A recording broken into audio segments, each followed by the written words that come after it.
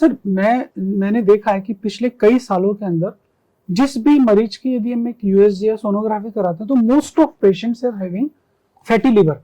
तो जो fatty liver है पहले ही सोचा जाता था कि एक मोटे आदमी का ही शायद फैटी लिवर होगा, आजकल मैं देखता हूँ दुबले लोगों में भी फैटी लिवर हो रहा है। तो what is the main reason behind the fatty liver? देखिए, सबसे प्रमुख बात यह है कि फैट कौन सा वाला बुरा है।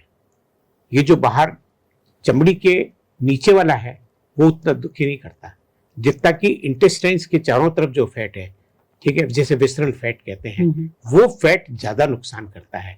क्यों करता है? क्योंकि वो डायरेक्टली उसकी ब्लड सप्लाई जो वीनस ड्रेनेज है वो सीधा लीवर में जाता है।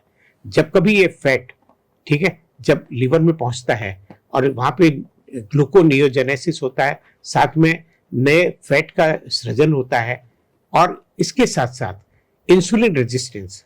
तो देखा गया है कि जो पतले दुबले आदमी हैं उनमें भी फैटी लीवर आता है, मोटे हैं उनमें भी फैटी लीवर आता है। ये दोनों बराबर ही हैं क्योंकि जो मेटाबॉलिक फैक्टर्स हैं, जो जैसे डायबिटीज है, इंसुलिन रेजिस्टेंस है, विसरल फैट है, जितने पतले लोग हैं उनका विसरल फैट बहुत होता है। बाकी भले ही उनके पतले हाथ तो होंगे लेकिन विसरल फैट बहुत ज्यादा होता है। तो हिंदुस्तान जो है वो बिल्कुल ट्रंकल ओबेसिटी है। ट्रंकल ओबेसिटी ये सबसे बड़ी समस्या है हमारी। तो लीन आदमियों में भी ये सब हो सकता है क्योंकि उनके जो मेटाबॉलिक फैक्टर्स हैं वो भी बिल्कुल वैसे ही हैं।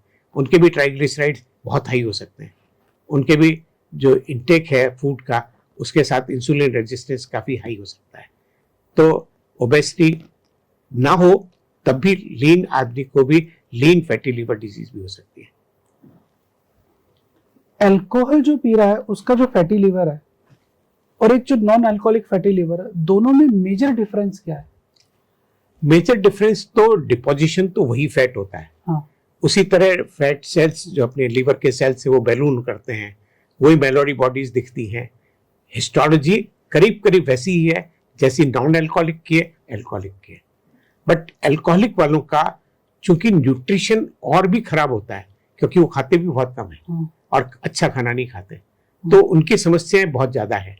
तो नॉन अल्कोहलिक वालों की जो डेथ रेट है और जो अल्कोहल वालों की डेथ रेट है वो बहुत भिन्न है।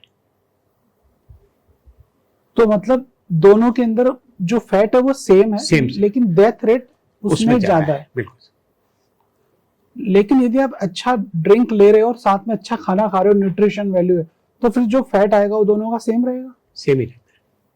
इसमें न्यूट्रिशन का भी उतना रोल नहीं है जितना खुद अल्कोहल का है। अल्कोहलिक इंजरी ज्यादा है, अल्कोहलिक इंजरी, और वही फैट को डिपॉजिट करती है।